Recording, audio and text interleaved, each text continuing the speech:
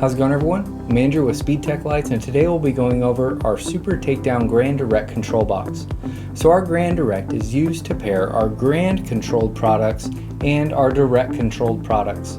So for example here, I have our Raptor TIR Super Takedown visor bar and our Striker 6 TIR traffic advisor.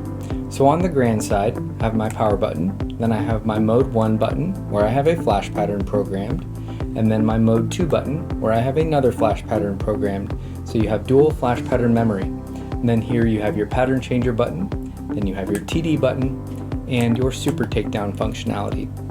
And then moving up here, you have your power button for your direct side, and then you have your Mode 1 button with a flash pattern programmed, and I have my Mode 2 button with another flash pattern programmed, again with dual flash pattern memory. And then here you have your pattern changer and your aux button. And then here you have your center out, right left, and left right traffic advisor. And then here you have your slow and fast switch, which will control the speed, either slower or faster on your flash patterns in your traffic advisor or in your warning mode. And then here you have your dim functionality, which will dim both sides of the GranDirect. So you'll see my Striker is dim and my Raptor.